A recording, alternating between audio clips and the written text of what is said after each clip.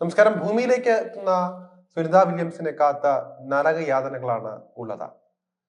നീലാം strong അടക്കമുള്ളവർ വന്നതുപോലെ wheel ചെയറിലായിരിക്കും സുനിതയും സംഘവും ഭൂമിയിലെത്തുക. ഭൂമിയിലേക്കുള്ള തിരിച്ചുവരവ് ഏറെ സന്തോഷം നൽകുന്നതാണെങ്കിലും സുനിതയും സംഘവും നേരിടാൻ പോകുന്നത് വേദനയുടെ നാളുകൾ കൂടിയാണ്. കഴിഞ്ഞ 9 മാസമായി മൈക്രോഗ്രാവിറ്റിയിൽ, അതായത് ഗുരുത്വാകർഷണം തീരെ കുറഞ്ഞ ഇടങ്ങളിൽ കഴിഞ്ഞതിനാൽ തന്നെ ഭൂമിയിലെത്തുന്ന ഇവർക്ക് സ്വന്തം ഭാരം താങ്ങാനുള്ള ശേഷി ഉണ്ടാകില്ല. പേശികളുടെ ബലക്ഷയവും എല്ലുകളുടെ ബലക്കുറവും ഇവരെ അടിമുടി ബാധിക്കും. അതുകൊണ്ട് തന്നെ ഒരു പെൻസിൽ എടുത്ത് പൊക്കാൻ പോലും ഇവർക്ക് സാധിക്കുകയില്ല. മാസങ്ങളോളം ബഹിരാകാശത്ത് തങ്ങിയതിനാൽ തന്നെ ഇവർ ഭൂമിയിലെത്തുമ്പോൾ കൊച്ചു കുഞ്ഞുങ്ങളെ പോലെ പിച്ച വച്ച് നടക്കേണ്ടി വരുമെന്ന് സാരം. അതുകൊണ്ട് തന്നെ ഈ അവസ്ഥയെ ബേബി ഫീറ്റ് എന്നാണ് വിശേഷിപ്പിക്കുന്നത്. നിലത്ത് കാലുകുത്തി നടക്കാതെ 9 മാസം ജീവിച്ചതിനാൽ തന്നെ ഇവരുടെ ചർമ്മം അതീവ മൃദുലമായി മാറിയിട്ടുണ്ടാകും.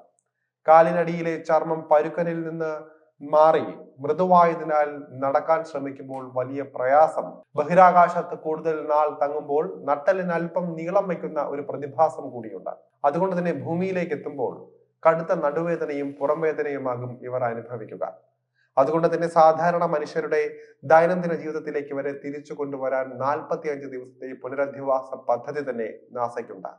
ഇതെല്ലാം നേരത്തെ പറഞ്ഞു കൊടുത്തിട്ടുമുണ്ട് നാസ. എന്നിട്ടും സ്വന്തം ജീവനെ പോലും തൃണവൽക്കരിക്കുന്ന സാഹസികർക്കാണ് ഈ പണി പറ്റുക.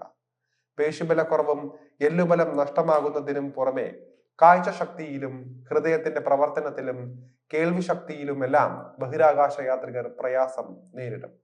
ഇതെല്ലാം പരിഹരിക്കാനുള്ള പുനരധിവാസ പദ്ധതിയാണ് ഇവർക്ക് നാസ നൽകുക.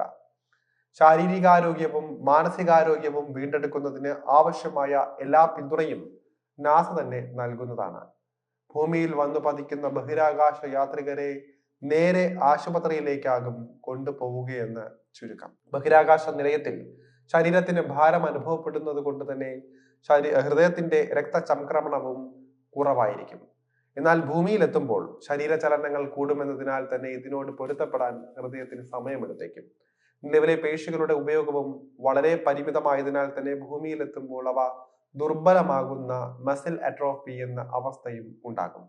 അതിനെ പുറമെ കാഴ്ച ശക്തിയെയും പ്രതിരോധ സംവിധാനങ്ങളെയും നീണ്ടകാലത്തെ ബഹിരാകാശ ജീവിതം ബാധിച്ചേക്കുമെന്ന വിലയിരുത്തലുകളുണ്ട്.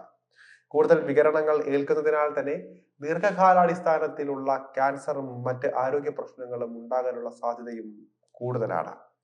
തലച്ചോറിലെ ദ്രാവകത്തിന്റെ വർധനവ്, കേൾവിക്കുറവ്, സെറിബ്രൽ എഡിമ എന്നിവയിലേക്ക് ഇക്കാരണങ്ങൾ നയിച്ചേക്കാം.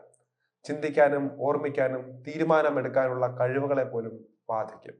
പക്ഷെ തുടർച്ചയായ പരിശീലനത്തിലൂടെ ഇതെല്ലാം മറികടക്കാൻ കഴിയുമെന്നാണ് മുൻകാല അനുഭവങ്ങൾ പറയുന്നത്. എന്തായാലും തിരിച്ചു വന്നിട്ടുള്ള 45 ദിവസം നിർണായകമാണ് അവരെ സംബന്ധിച്ച്. അത് കഴിഞ്ഞിട്ടാണ് അവർ സാധാരണ ജീവിതത്തിലേക്ക് മടങ്ങിയെത്തുക തന്നെ.